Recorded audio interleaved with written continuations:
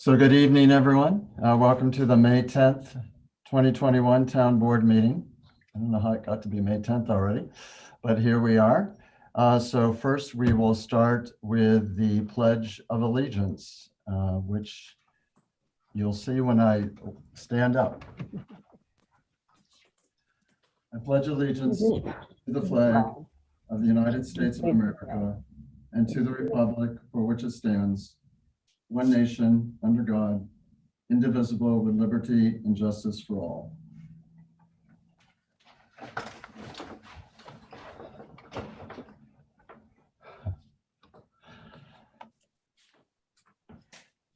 Are there any members of the public who would like to address the board regarding an item not on the agenda?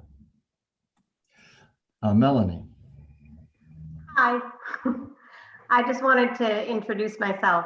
My name is Melanie McMurray. I'm a trustee and the deputy mayor in the village of Cayuga Heights. And we decided at our most recent organizational meeting that it might make sense to have someone from the village attend your board meetings on a somewhat regular basis, mostly just so that we're in the loop on what's going on at the town level and how it might affect us in the village. So I'm here just to listen and learn, but wanted to introduce myself and say hi before I mute my camera and my microphone. Okay, thank you, Melanie. Any other members of the public?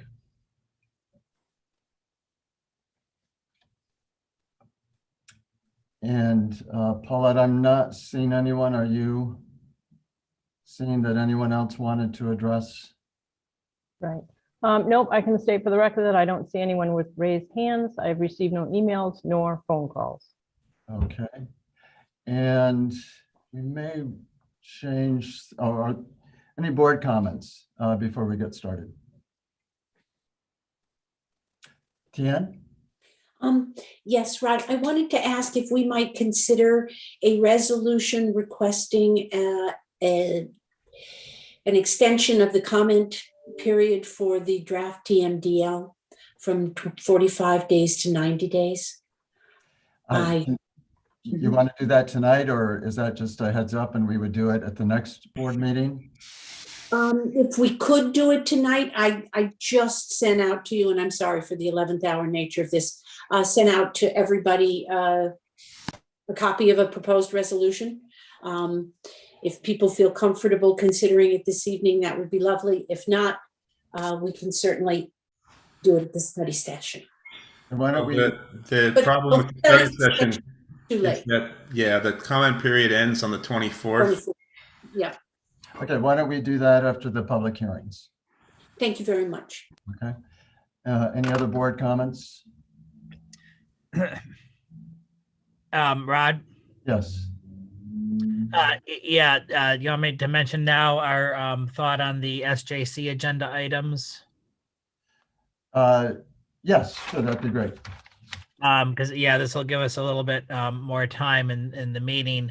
So two items towards the end of the agenda relate to the SJC and some of the emergency repairs that need to be done on the blowers and the digesters. But given the information and the detail that we have at this point, I wanted to postpone consideration of those. And so what I would propose is that I know Susan Brock has been in contact with staff over at the sewer treatment plant and has been working on a resolution for the blowers. So I'm hoping that we have that one ready in a day or two. So I would propose that we have a special town board meeting at the beginning of the COC meeting on Wednesday night. That would be at 5:30 on Wednesday to deal with that resolution. And then if we have enough information at the time, also a resolution on the digesters. And then we can get into more detail about that. But I just wanted to note that as an agenda change for tonight. So I plan on attending at 5:30. So if there's a couple of members who aren't on COC and aren't able to attend, don't worry about it, but we'll make sure you all get the materials for those that can join at 5:30 on Wednesday. Anything else? Hey, Nick, I know we're going to turn it over to you for greenhouse gas inventory. I don't see Lisa Marshall on here for the next agenda item. Have you had any, do we know that she's planning on joining us? I haven't heard from her. I'll double check. I haven't gotten anything in the last few minutes, but I have not heard from her. Sent the info to Lisa, right? Yeah, she said she'd be here. Okay, so well, I'm sure she'll show up. So greenhouse gas inventory, you've been hearing about this material that's was being pulled together for a few months, and it came. So we thought it was worth taking a few minutes to give the folks who have worked on it, including Nick, a chance to, it's a long document, so he's going to just give a brief presentation and see what questions there might be, and we can certainly come back to this at another time. So Nick, I'm going to turn it over to you, and you make introductions of, I think maybe just Brian. Oh, actually, I think. Okay. Do you mind if I share my screen? Not at all. And Rod, I think I have a little too many slides. Would you mind if I'm taking up too much time, give me a 2-minute warning, please? I'd be happy to do I that. can go a little faster. So I will introduce some folks we have visiting in just a moment. But so yeah, we're talking about the government operations greenhouse gas inventory, an update from 2009. Here's the cover. Hopefully you had a chance to at least peek at the executive summary, which was in your agenda packet. I'm very excited about having this finally. It's the result of many months of hard work on many people's parts. And I just want to acknowledge them. I can't see because I have too many windows open, but I think that at least Terry and Brian were going to be here. So Terry Carroll from Cooperative Extension basically oversaw this project and put in, he and his intern at Cooperative Extension, Brian, who I know is here. I can see his face. Hi, Brian. So Brian Choi is a student at Cornell and was this Climate Smart Communities outreach specialist at Cooperative Extension. They both put in a tremendous amount of time, as well as Gretchen Worth from the Susan Christopherson Center for Community Planning. So I want to really thank them for a ton of work. Brian or Terry or Gretchen, if you want to say anything, feel free. And if not, I'll just, if a question comes up for you, we'll shoot it to you at the end. You know, I'll just say that Brian, like you said, put in a tremendous amount of work, and it was a lot of fun getting to work on Nick with this, and hopefully it serves the town well. Great, thanks, Terry. All right, so the main things included in this report are full inventories of just government operations. So the community inventory covering all of the town of Ithaca will be next. This is just government operations. Focus on 2019, but we also did the full inventory for 2017. So that data is in the appendix in full. We did a comparison between the three. We saw that we achieved our goal from the town's government operations energy action plan, the goal of reducing emissions 30% by 2020. We achieved that. I've got a slide about that later on. We looked at carbon sequestration this time around. That's a first.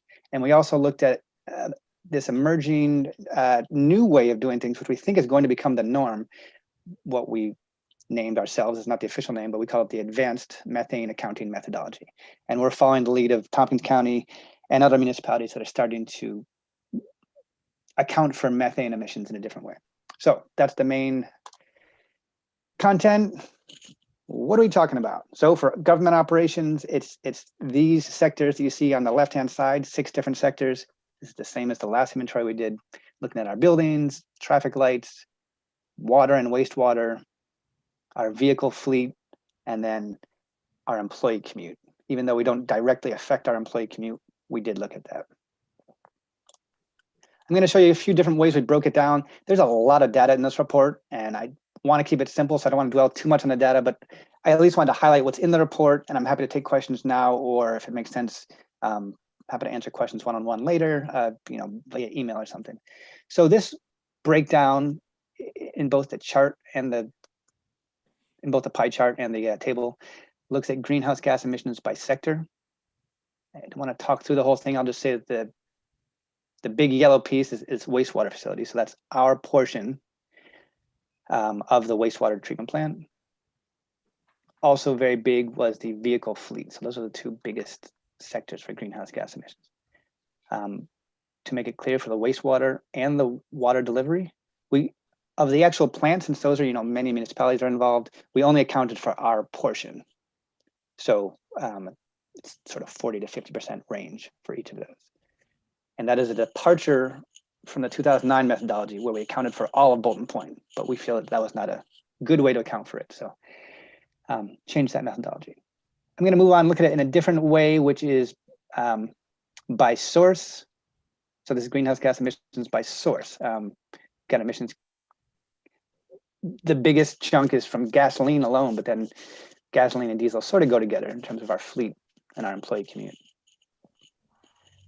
Natural gas and electricity, also big players here. Those are really the big three: natural gas, electricity, and gasoline. When it says, I'll just explain when it says methane, that's methane related to our wastewater treatment. So natural gas is made up mostly of methane, but when we say methane here, we mean from the wastewater treatment process. Okay, so I'm looking now at a comparison. This shows that between 2009 and 2019, we reduced emissions about 46%. So we well met our goal of 30% reduction. And again, we changed the methodology slightly where we are not accounting for all of Bolton Point now. So some of that reduction is because of that. But even if I don't know how to say this properly, even if you used the same methodology, we still would have met our 30% reduction goal. The last thing I'll say about this comparison before moving on, again, is a very, very quick overview, is that the emissions reductions, a lot of it came from the electric grid getting cleaner, like to the tune of 70% cleaner. In other words, you use the same amount of electricity in 2019 as you did in 2009, and those emissions would have gone down to around 70%. So the grid got much cleaner. And well, I guess I'll leave it at that. So moving on, I mentioned that we looked at carbon sequestration this time around. So we looked at town managed forests on town owned lands. And we had 183 acres of forest, which offset close to 30% of our emissions, which is interesting. So that's a best practice. People are starting to look at sequestration, not just emissions. And it's good news for the town, because I think both for this one and for our community inventory, it's going to make a big difference, our forest. It's a resource that we have and do take advantage of, and maybe should even more in the future. Okay, so looking at what we call the advanced methane accounting methodology. Again, this is an emerging practice. Tompkins County has used it in the last two inventories, including one that came out earlier this spring. Professor Bob Howarth at Cornell helped to develop this methodology, and what it accounts for is two main things related to natural gas. One is upstream leakage in the production and transport of natural gas from the well to your home or business. There's some leakage, and that leakage is actually worse than if you sort of burned it to use it in your heater. It's more effective at global warming when it leaks without being burned, basically.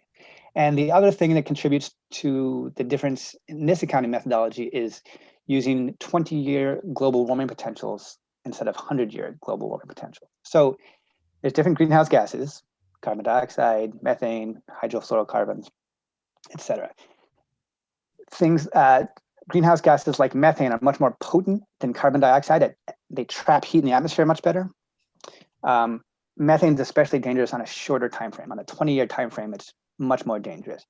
And it's becoming more commonplace to look at it in that shorter term time frame. So the upstream leakage and the 20-year global warming potential, when we use those, it means the numbers from methane the natural gas impact goes up by about a factor of 2.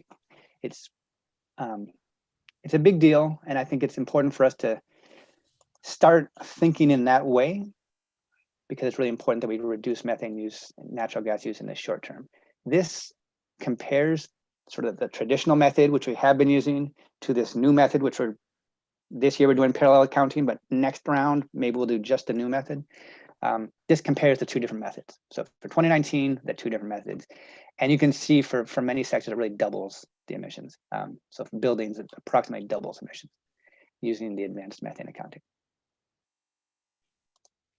And these are just sort of breakdowns looking at the traditional methodology on top and the advanced methodology on the bottom. So you can see like the wastewater facility in yellow there, because there's a lot of methane involved in that process, that piece of the pie gets a lot bigger.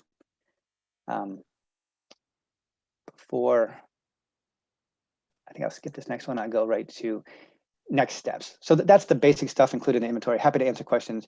Next steps are completing the community inventory. So looking at all our buildings and across the community, transportation, doing more analysis as is needed to be able to really use these numbers and incorporate them into our planning, our sustainability planning, and our just general planning for the town. I think I'll leave it at that. Not that you don't know where to find me, but there's my email. And thanks. I'll leave it at that. Terry or Brian, do you have anything to add that you think is important that I missed? No, I think you just about covered it. Yep, same here. I think great presentation. This is what I pay them for, basically. They just agree with me and I look good. Well, thank you both for working on that. Nick, so what's our next, obviously this is providing us a baseline to keep moving forward. What's our next target that we're going to have to try to meet? Well, we've got the the Green New Deal goals of carbon neutrality by 2030. So I think we should shoot for doing inventories every couple of years at this point, so we can really keep good track of our emissions and see how we're approaching or not our 2030 goals. But the next goal is between reducing and sequestering carbon, 100% reduction by 2030. And it really changes the situation by using the advanced, I forget the full title you use, but that does change the picture a bit. Yes. The advanced methane accounting. So questions? And if I don't see you and you have your hand up, just, Rich. Yes, Nick, can you speak to, you said that you indicated that most of the methane inventory is related to the wastewater treatment plant. The wastewater treatment plant does recapture some methane and generate electricity from methane that would otherwise be wasted. Is there an offset analysis in your analysis of the methane to account for the fact that electricity would otherwise have needed to have been produced by conventional grid means? Terry or Brian, feel free to jump in if you think I described this wrongly, but Rich, the way I understand it, thanks for your question, is that the way it's accounted for is if they had not been capturing the methane and using it to feed, turning it into biogas and feeding their plant with it, they would have been using more natural gas and more electricity. So this already takes that into consideration. So we don't subtract. I mean, we don't subtract anything. But if they hadn't been doing that, they would be using more natural gas and electricity from the grid. Okay, so the offset occurs in the amount of electricity that they're not using that would otherwise have been factored into this calculation. This overall electricity usage calculation. And you know what? I actually don't have. I wonder if I could get a number. I don't have it. If I could get a number for sort of how much went into the digester, how much of the gas came out and fed. I bet I can track that down. Actually, I know we have that data somewhere, but it's not in the inventory. Okay, well, it's being accounted for somehow. That's all I wanted to know. Thanks. Other questions or comments?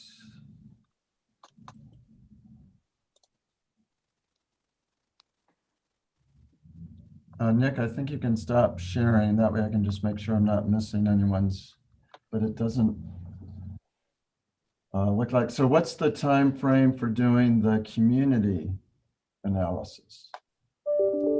I actually don't have one. We just finished this one. I gotta check You're not in ready with, to jump in?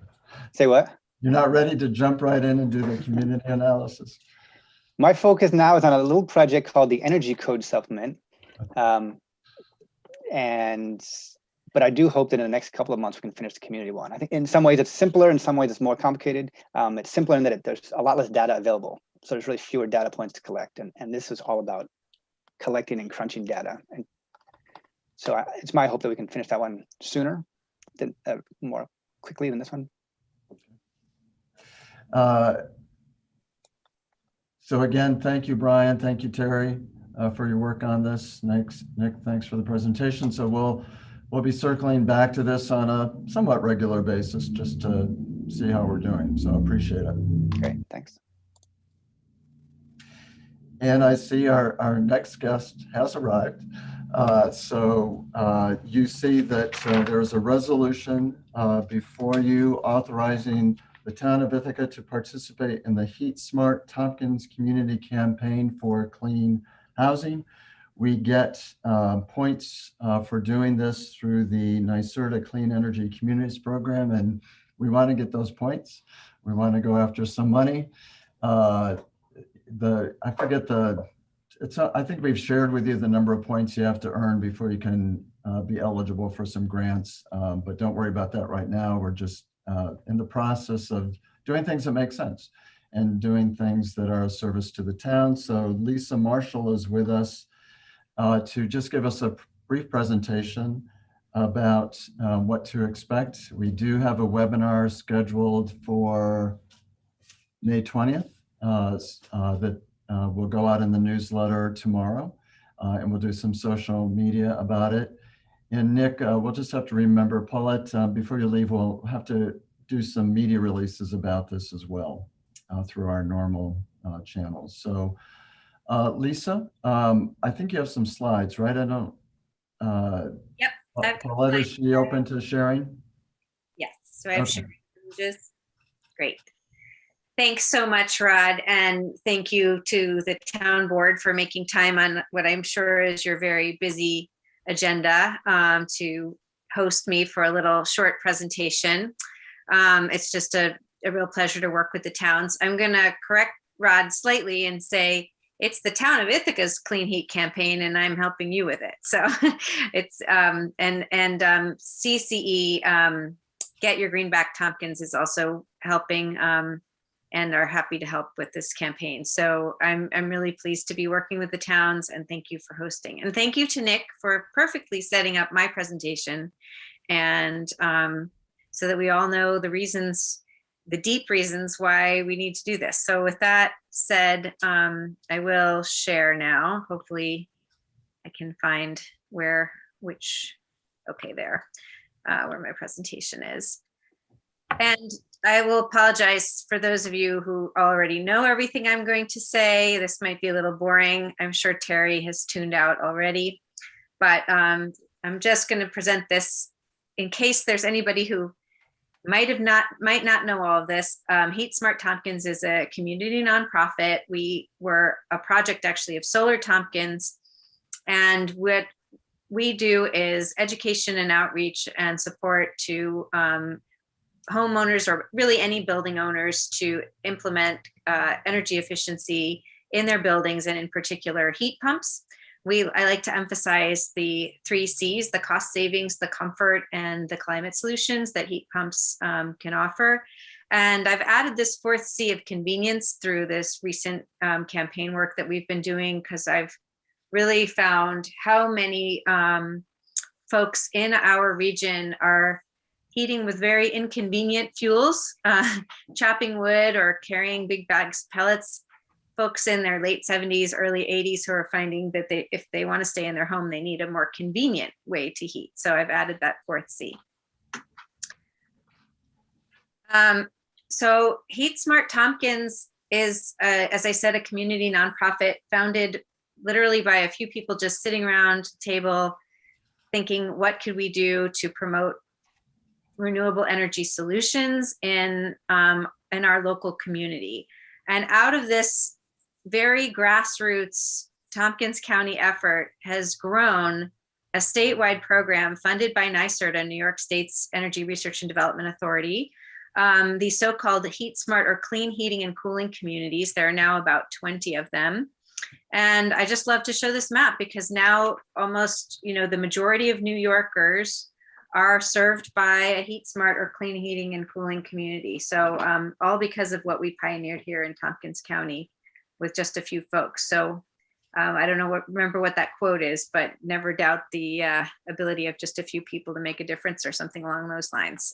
It really does. And what you're doing here in the town is making a big difference, and people all across the state and further out are noticing. So don't think what you're doing is limited to the borders of the town of Ithaca, because it's definitely not. Hold on, I'm being bombarded by pets here. I'm gonna ask my husband to call them off. Hold on. Can I mute myself? Hon, can you call the animals? All right. So Nick talked a little bit about, a lot about the greenhouse gases and the sources of them and how we're going to reduce those. And why do we need a clean heating and cooling campaign anyway? Well, that's because we are making this big effort because of the climate crisis to reduce greenhouse gas emissions in New York. And here you can see the major sectors, which are transportation and buildings.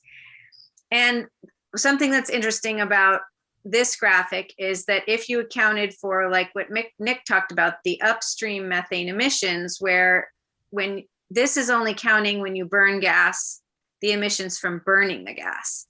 But what we know in Tompkins County better than anyone is that the real emissions from burning gas is as if you burnt it twice.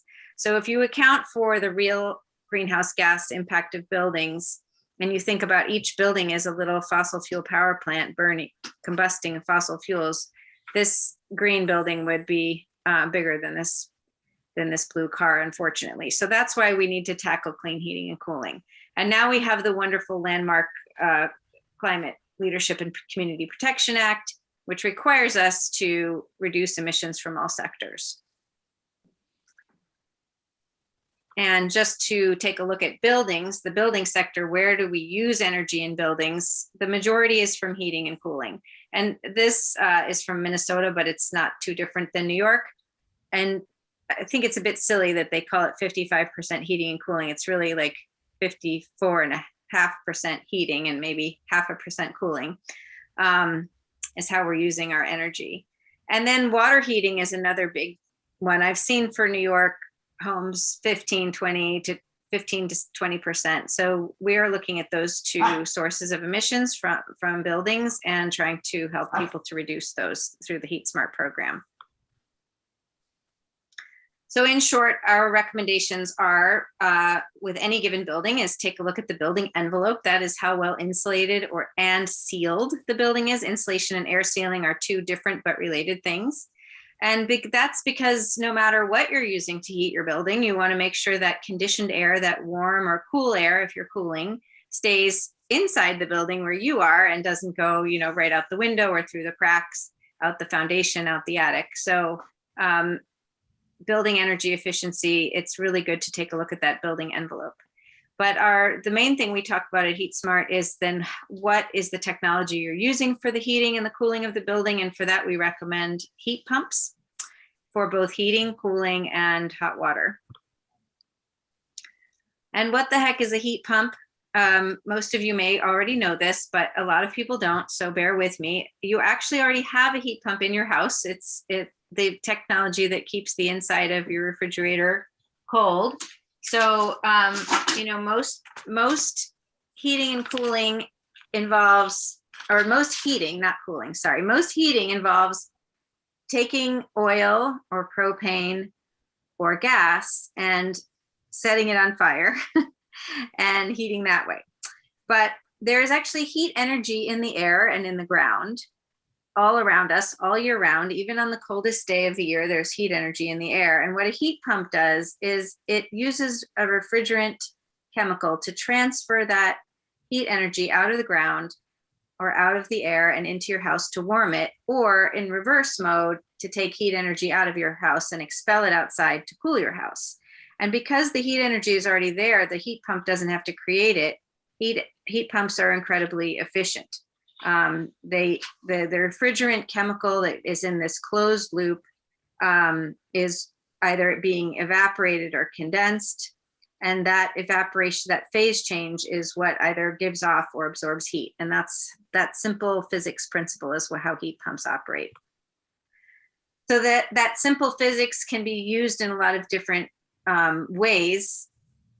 The main general categories for heat pumps are air source heat pumps, where you're taking heat energy out of the air, ground source heat pumps, where you're taking heat energy out of the ground, and the standalone heat pump water heater. And ground source is shown here in the middle because it not only can heat and cool your space, but can also be a solution to heat your water for your water heating. So all of these are technologies that we are strongly in favor of, and we think are really great, and also are going to be what's more and more required to go into homes and buildings as the New York's climate law is enacted. So in summary, why heat pumps? They're super duper efficient. They provide both heating and cooling. They dehumidify, which is a nice feature in our hot, sticky summers. They can also heat your hot water. They can very much improve your indoor air quality because of that, they're filtering and dehumidifying the air as they run. And if you heat with propane, oil, or electric baseboard heating or electric resistance heating, they will dramatically reduce your heating bills, which is a great help for a lot of our lower income friends who are often out in the rural areas, often heating with propane or oil or electric baseboards and paying disproportionately more for their heating than they really should be. And added that convenience, super duper convenient, either operated with a remote control or a thermostat. And I mentioned the cost savings. I like to show this chart. This isn't completely up to date. This is from 2017 in Maine, not in New York, but the fuel costs are pretty similar to what I've seen for here. And as you can see, this is air source heat pump. This is ground source heat pump. So this is the cost of heating a sort of average size house using different fuels and different technologies. And as you can see, the air source heat pump and ground source heat pump dramatically reduce the cost versus propane and electric baseboard and oil. Although the price of oil did go down last year, but generally speaking, oil has been on the pricey side. And this can even be less. A friend of mine who has a 3-story house in Caroline, for example, or is she in Dryden? Might be Dryden. She was spending $3,000 a year to heat her house with propane and wood. And she, 5 years ago, got a ground source heat pump system, and she spends $400 a year to heat the same house as she did. And she actually heats it to a warmer temperature with the heat pump than she was with the propane, but she's still gone from $3,000 to $400 a year. So it's just a really dramatic difference. Okay. So heat pumps can save you money, but they do cost money to put in. They still are more expensive to install. And that insulation and air sealing work is also rather pricey. So there are programs to help pay for these technologies and this work to be done. There, in particular for insulation, there's 2 programs that serve low to moderate income households. And this is something that I think the town would really would be great to help get the word out, because anybody who qualifies for Empower, so any households earning these amounts, which include a lot of people in Tompkins County, can qualify for a straight up $10,000 grant. So that's for insulation, air sealing, and sometimes other home improvements. And the customer in that case pays absolutely nothing for this work to be done. So it's something that is, that grant amount was increased as part of New York State's COVID economic recovery plan, and it's a great thing to take advantage of. Also, the grant amount for assisted home performance, this program, which I think about 7 out of 10 of our residents qualify for, gives you a $5,000 matching grant. So say the work scope was 8,000, then you would pay 4,000 and assisted home performance would pay the other 4,000. And that can be for insulation, air sealing, and sometimes for heat pumps and heat pump water heaters as well. And then if say you had to pay 4,000, but that was still too much, there are additional grants through Heat Smart and also through the Finger Lakes Climate Fund that can be added on so that that 4,000 matching part for the customer goes down. We have a $2,000 heat pump grant and a $300 heat pump water heater grant, and the Finger Lakes Climate Fund has additional grant monies. Those are sort of starting to run out, but we want to make sure they get used up. So it's sort of time is of the essence with those additional grant monies. And these grants are going to go at least through June. And then I'm not sure what New York State's plan is after that, but there will be something. There's also additional incentives for heat pumps. These incentives on this page are available to everybody of every income level. Congress at the end of the last session extended the 26% federal tax credit for ground source or geothermal heat pumps for 2 more years. So this is good through 2022. And there's rebates from NYSEG, $1,500 per 10,000 BTUs. So a typical home is maybe 40 or 50,000 BTU of heating. So it's 4 or 5 times this off the price of your ground source heat pump system. And then whatever you pay, you can get a 26% federal tax credit. There's also, this is quite new. There haven't been good rebates for air source heat pumps for very long. I think this is only the 3rd year. So there's a $1,000 rebate per 10,000 BTUs for air source plus a $300 tax credit, a $700 NYSEG rebate for the heat pump water heaters plus a $300 tax credit. And this water heater rebate, all of these, you have to go through an approved New York State clean heat contractor to get those rebates, but the heat pump water heater rebate, you can get yourself. So you can go through a contractor, you can go through a heat pump contractor, you can go through a plumber, an electrician, you can go through Home Depot, you can DIY it and still get this $1,000 off the price. So that's a really good incentive for people with an old water heater and need a replacement. For a short time longer, there is something else called the heat pump demonstration pilot study. The state NYSERDA is trying to figure out how to make it affordable for low to moderate income households to get heat pumps. We don't want to leave lower income households behind as we transition to renewable technologies. And so they put $5 million into a pot for 1 to 4 family households. And there's a separate $5 million for multifamily households.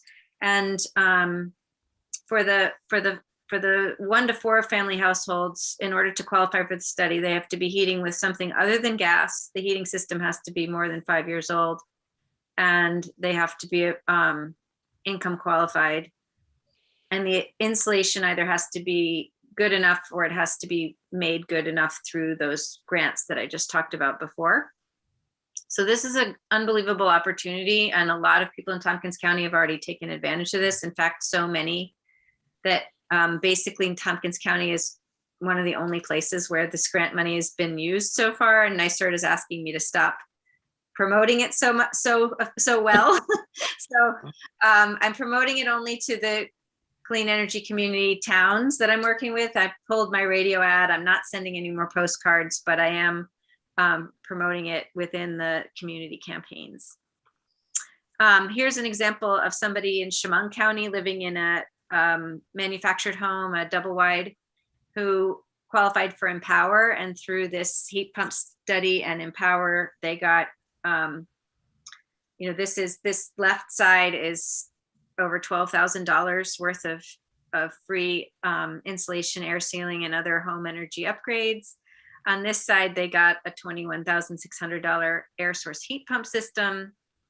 Here's the rebate that everybody would have gotten for that. And then here's the grant they got through the heat pump study. So the total cost of all of this work, like $34,000 worth of work to this individual was 0. And we're really hoping we can get a lot more folks like this gentleman free heat pumps through the program.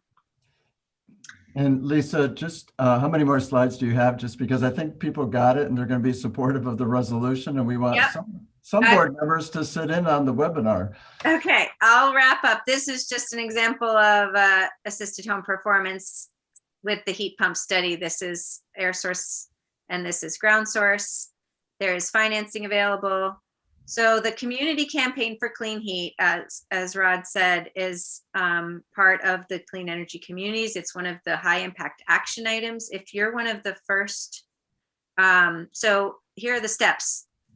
Nick and Rod and I already worked on and submitted the scoping document. So as soon as that's approved, if 10 people get either heat pumps or insulation and air sealing jobs done in the town, then you will have completed your campaign. And only 3 have to be heat pumps, and those can be water heaters. And if you're one of the first 100 campaigns to be completed, you can get a $5,000 grant, but you'll also get 200 points towards the other grants through the program. And the $5,000 grant can be, they've made it much easier to spend the money than the last round, is my understanding, more straightforward. And there is no time limit, and you'll always get the points, but you might not get the grant money, although I think you're set up quite well to be one of the first 100. So I think you can feel optimistic about this.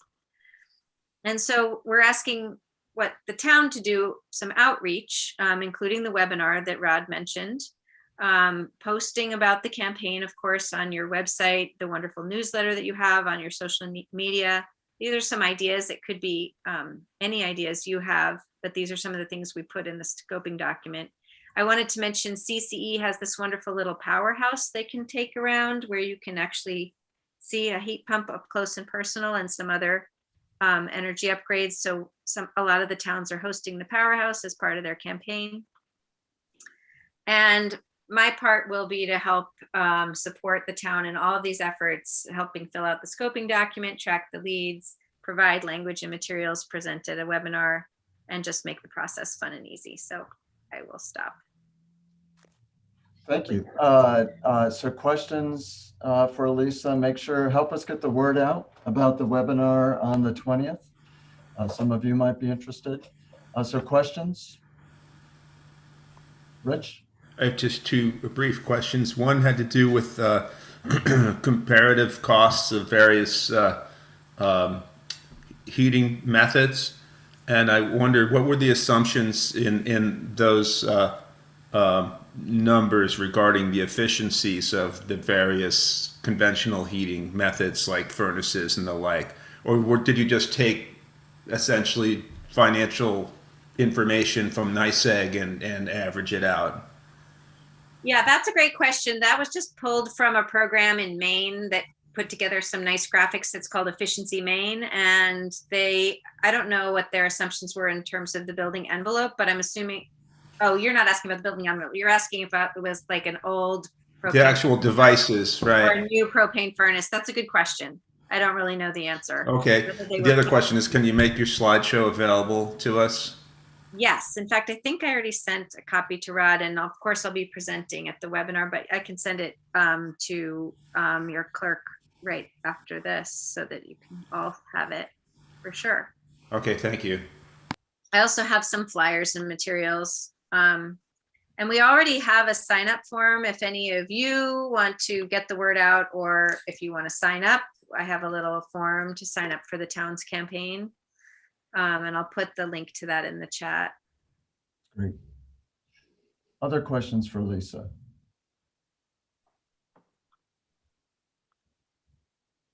Lisa, thank you very much for working with us on the campaign. Terry has also been helpful, so thank you, Terry. I see you're still on.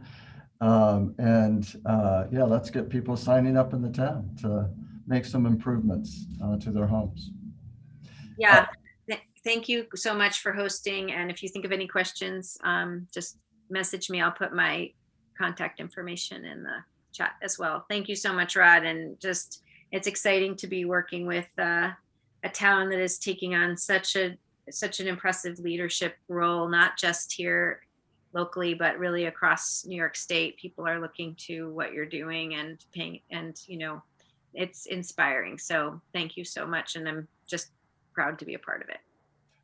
Thank you. So would someone like to move the resolution? Authorize, we didn't need to really do a resolution, but we just thought it would be good to show that there was board support for being involved in the campaign. So would someone like to move the resolution to participate in the campaign? Eric, is there a second? I Second. saw Pam's hand next. Questions, discussion? All those in favor, raise your hand or say aye. It's unanimous. So thank you, Lisa. We took a step. Awesome. So now I have 45 minutes before the Town of Dryden Zoom board meeting. No, not Dryden, Danby. I'll never get those two towns straight as long as I live. Okay, Danby. I'll be at Danby later. So I'll have to shame them if their resolution isn't passed unanimously. Yeah, tell them what happened here. Yeah, I'm gonna have to tell them, oh man, Okay. Town of Ithaca's way ahead of you. So thanks again, and be in touch. And any of you want to sign up, the link is in the chat. If you want to share it out, if any of you send out things to your friends and neighbors in the town, let them know. So Great. Thanks a lot. And Nick and Rod will wait for that scoping document to be approved. And meanwhile, we've got the webinar scheduled. So looking forward to that. Take care. Okay. Moving on, we have 3 public hearings. The first public hearing is regarding a noise permit application for La Trail and Firelight Camps outdoor events. So would someone like to move the resolution? Tien, and then I saw Rich's hand, so I'll say Rich seconded. Any comments, questions, discussion? Oh, wait. Let's open the public hearing at 6:19. Are there any members of the public who would like to address the board on the noise permit? Paulette, I'm assuming that you're not seeing anyone who's been waiting to get in to speak on this issue? Correct. I'll leave the public hearing open for a minute. Any questions, comments? I'll close the public hearing at 6:20. It looks like we're ready to vote. All those in favor, say aye or raise your hand. Aye. Unanimous. The next public hearing is proposed local law amending Chapter 271 of the Town of Ithaca Code titled Zoning Special Land Use Districts to revive uses and other requirements in the Chamber of Commerce Plan Development Zone. So there's 2 parts to this. One is the seeker, and then one is adopting the amendments to the local law. I'll open the public hearing at 6:20. Are there any members of the public who would like to address the town board on this issue?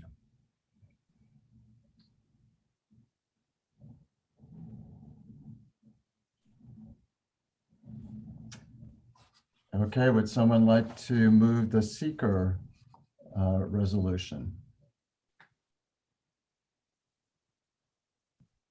Eric, is there a second?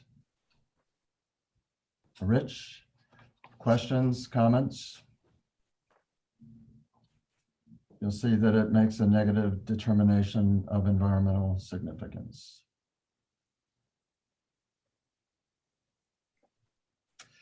Okay, all those in favor of the seeker resolution, raise your hand or say aye. Aye. It's unanimous.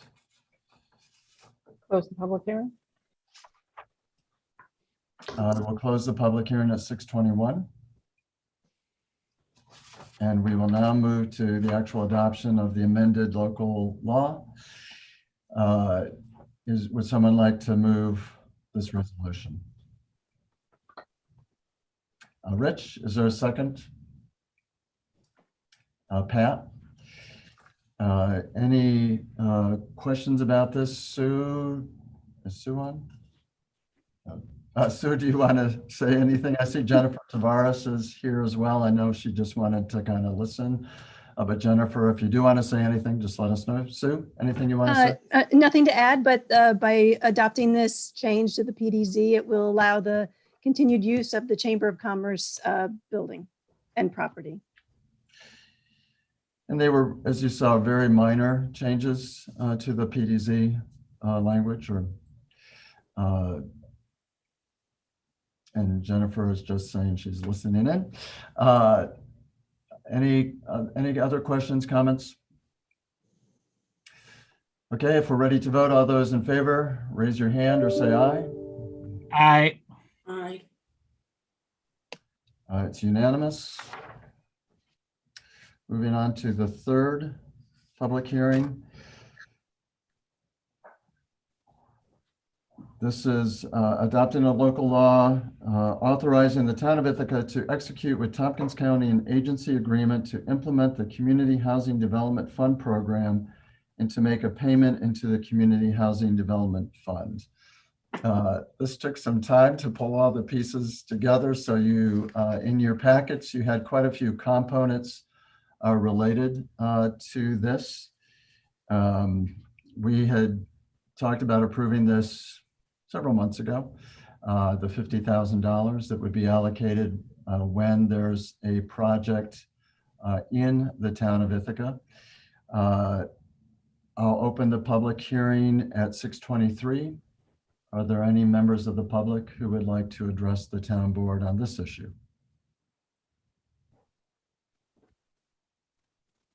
Paulette, I'm assuming you see no one waiting in the waiting room? Correct. Okay. I'll close the public hearing at 6:24. Would someone like to move this resolution? Eric, is there a second? I'll second. Any questions or comments? So by approving the, once we approve the local law, you're basically also approving us to sign the memorandum of agreement as well. Susan, would you like to say anything about this? You had to delve into it a little bit and some back and forth. The county was very good to work with on this. I think we may have actually helped them simplify the process for working with other municipalities, ironing out some details. So I know that Megan McDonald was very appreciative of our scrutiny on this. Looks like we're ready to vote. All those in favor, raise your hand or say aye. Aye. It's unanimous. Tian, let's move to your resolution. So Tian sent around a resolution about, I think it was extending the 90-day comment period for the draft TMDL. Right. Hopefully folks found that in their inboxes. Tian, would you like to say anything about this? Yeah, the total maximum daily load, which is what is the amount of phosphorus, a modeling project relative to the amount of phosphorus that can and should be entering Cayuga Lake. This has been under development by New York State DEC for a number of years, triggered by the fact that the southern shelf of the lake is designated as impaired due to phosphorus. The document came out about 30 days ago, and it's a 90-page document with a number of appendices. The Water Monitoring Partnership has been compiling comments on the document. Those comments have just been assembled, posted to the Cayuga Lake Watershed Network website, and they are hoping for municipalities and interested parties to submit their comments. But the deadline is May 24th. And I'm not sure we will be granted an extension, or this comment period will be extended, but I do think it warrants a request for an extension from 45 days to 90 days. I also wanted to ask if we could authorize Rod to sign a letter on behalf of the town board to cover a submission of comments from the town. I wanted to ask perhaps Rich if he would work with me in preparing such a letter when we can present that to Rod. The comments that have been collected are something of a menu, and there are ones that will pertain to certain municipalities and not pertain to others. And so I would like us to assemble a letter and ask Rod if he would please sign it. The deadline, unfortunately, is at 5 p.m. on the 24th, which is our study session. So we wouldn't have time to pass that by for board approval. So first there is a request,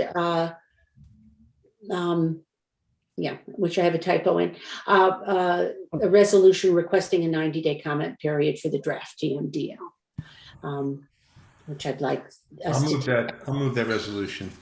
Okay. There's a second. I'll second it. So comments, questions, discussion?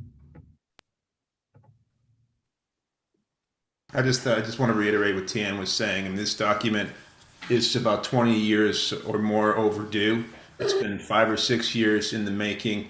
It has serious implications for municipalities, particularly with respect to land management, the agricultural community.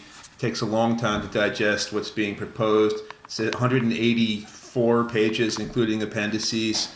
So I think it does warrant an extension of the period to give us ample time to review it and comment on it. And I'll comment on your request for a supervisor letter when we get to that. Do you want to just include that in the resolution? So that as a, or Rich, you see that as a separate issue? I think that warrants a separate discussion. And I just want to point out, I don't think that's Cuba Lake in the background of Rich. No, No, yeah. it's actually Acadia. Yeah, you aim high, you know what I mean? Other questions or comments about the proposed resolution? You know, we can clean up any typos that we see. Okay, are we ready? And is there, I'm sorry, is there, just reviewing the resolution, is there something that directs that, that indicates that it should be directed to the DEC? Or that just goes without saying? To me, that went without saying, but if you would like some language in there, be it in further. No, I think it's okay. We just need to provide the appropriate contact information to the clerk. Absolutely. Thanks. Thank you. Okay, if we're ready to vote, all those in favor of the resolution, say aye or raise your hand. Aye. It's unanimous. So Rich, you had a comment about the letter? Yeah, I mean, the only other thing is I would want to consult also with planning staff potentially on the drafting of a letter that's going to potentially be submitted on behalf of the town. I wouldn't feel comfortable if it was just Tian and I operating our own shadow government. Although, I mean, I would feel comfortable. I just know that some of you wouldn't feel comfortable, which is why I'm offering to bring in our esteemed staff. Sue Ritter, would you be amenable to just being involved in at least including some comments from your staff's perspective, potentially, or at least reviewing what Tian and I are able to draft? Yeah, it's a big document, so I wasn't necessarily planning to delve into it too much, but I had looked at it a little bit for, some some various things. And I might volunteer Dan Tate to maybe weigh in on some things with the Stormwater Coalition too. Wait, we didn't want anything to do with Tate. Wait a minute. This whole thing is spiraling out of control now. No, I'm just kidding. I didn't want to jump in, but I've been through the document once. We've had a lot of discussions in the Stormwater Coalition. I'm quite up to speed on what's going on here. Great. But yeah, if you guys want to get me in the loop, that's fine. It's absolutely fine. As I understand it, MS4s aren't affected, right? They will be. Yeah. So the big push here is Cuga Lake right now is not a TMDL for phosphorus, and they're going to designate it as one. But they won't update the MS4 permits or the Speedies permits that we regulate for quite some time. So that's coming down the road. Right now, they're just kind of working out some of the behind the scenes verbiage is from what we gather on how to potentially regulate this. All right, so I guess we can have these conversations offline as we're putting our draft together. So that's all I had to say about that. And I think as long as the board, I don't think we need a resolution or a letter. It sounds like people are in agreement that a letter will go. And on behalf of the board, we can send out before it gets sent in. Everyone okay with that? Okay, Tian, thanks for bringing that Thank you, Rod. forward tonight. Going on to number 6, consider authorization for a water main easement to the city of Ithaca associated with the Ithaca Area Wastewater Treatment Facility. Would someone like to move the resolution? I'll move that one. Is there a second? I'll second that. Second by Rich. Questions, comments? I'll just report for the town board members who aren't on the SJC that this is something that is being added. There's a dead end of a water line that goes to the treatment plant now, and as a result of the new City Harbor project across Cascadilla Creek from the plant, the city wants to create a loop. So it doesn't have a dead end over there either. And so this will connect the two dead ends to make a loop, which is always good to have in a water main system. And so this just extends the easement that the city currently has a little bit further from where the water main currently ends to the boundary of the property. The sewer treatment plant property at Cascadilla Creek. Okay, questions? All those in favor, raise your hand or say aye. Aye. Aye. Unanimous. The next item, number 7, is we had talked about this briefly at the last meeting and decided to just have a resolution to put before the board. So this is waiving a waiver for the extension fee for the building permit for 2018-0076 associated with the Comfort Inn project on Elmira Road. So the version you got sent out, I believe this afternoon, included the amount that we would potentially be waiving, as well as a reference to the section of the code that allows us under what circumstances can we waive fees. So that's been added. This is related to the Comfort Inn project. Again, we did talk briefly about this at the last meeting. Would someone like to move the resolution? Eric, is there a second? I saw Pat's hand. Questions, comments, discussion?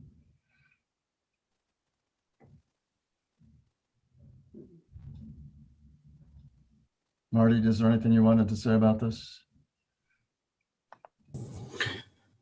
No, I think we just added some additional language just for the variance application portion of it so they could renew and go through the variance process again.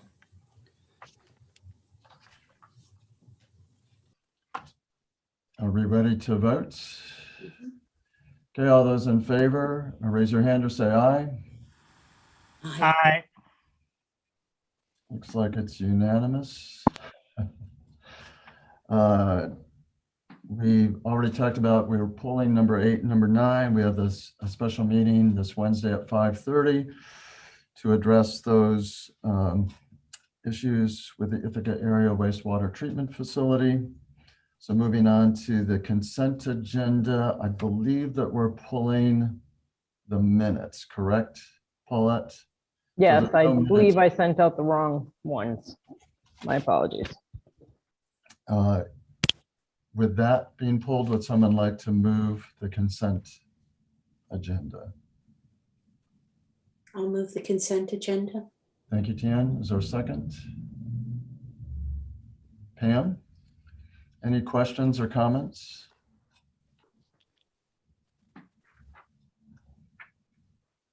All those in favor, raise your hand or say aye. Aye. Aye. It's unanimous. I do not believe there was any correspondence. We'll get to report of town officials. There was no correspondence, right, Paulette? No, there was not. Just a couple of things. Bill, I think you were going to say something about the Ithaca Energy Code supplement. Is that correct?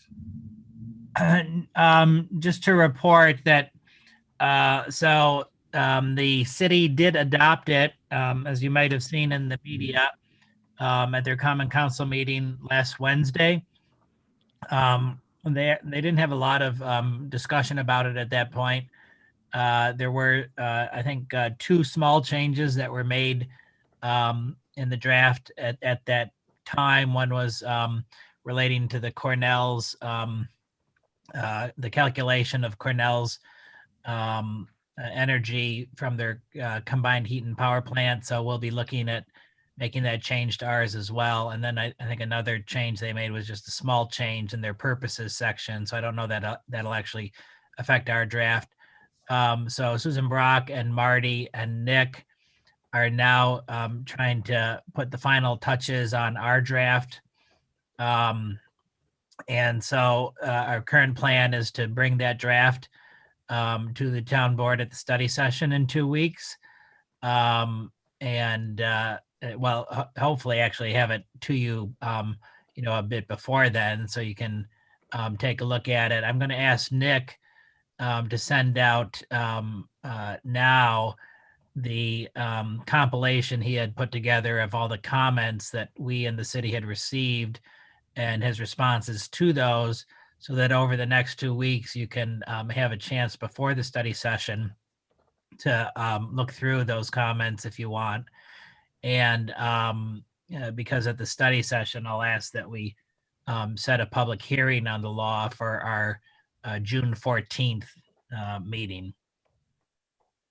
And obviously we can have some discussion of it at the study session too, with any questions you might have, but then set the public hearing for June 14th. Any questions about that? Just a note about the executive order allowing remote meetings such as this. Right now it's through May 27th. I think we're coming to a period where that may not be extended. So we're going to have to be ready to start meeting in person. Obviously, we will still want to maintain some social distancing in the boardroom. So we're going to be looking for some volunteers on the board and staff who might be willing to still do remote. But there is a problem with that, because if a board member does do remote, we're supposed to give your address. So members of the public can show up at that address if they want to there. So we're aware of this issue. It's been talked about in TCOG. I'm sure it's being talked about across New York State right now.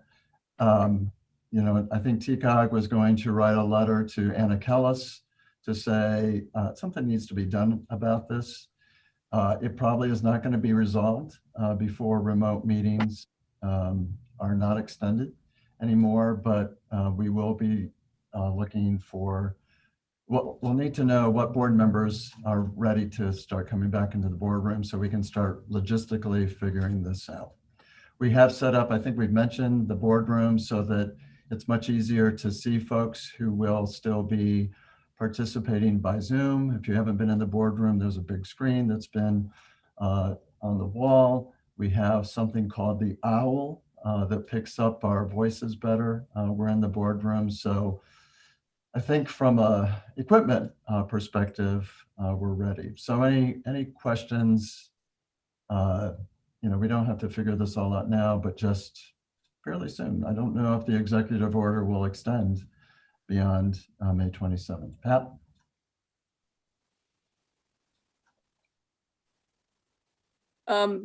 It was never a problem for me. Technically, yes, they can show up at your house, but no one ever does. So. But I don't think we advertised. No, you did. Paulette used to, yeah. Oh, I would do it once okay. because hers was medical, so the ad went in the paper that until further notice, town board member, but Pat Leary will be attending from her home at blah. Well, Pat, I'm glad no one ever showed up. Yes, so was I. I think it might be a nice opportunity to join. That's because Pat lives at blah. Maybe if Pat lived at a different address, people would show up. So we will individually have the option to continue with Zoom. Well, it's going to be helpful if, just thinking about how the chairs are arranged around that U. We don't want all of us there because, I think it still talks about maintaining some social distance. Part of the equation might be figuring out which of us has been vaccinated and received both of our vaccinations. It might be that I start just reaching out to some of you individually to start figuring this out. But I just wanted to give a heads up. It's also going to be something that the other boards, the planning board and ZBA, are going to have to figure out as well. Rich, if people show up at your house, are you prepared to share food with them? I'm very bad at sharing. I don't go to tapas bars either for that reason. Just stay away from my sphere. Any other comments about that? Any other reports from town officials? Susan, I didn't make a comment. I can't tell if that's a body of water behind you or whether you're just up in the sky and it's just clouds. So that's why I didn't ask you what body of water that was. It is water. It's on the Brittany coast. I was not there recently. So is there anything else tonight? If not, we'll adjourn the meeting at 6:45. Take care. Thank you, Rod.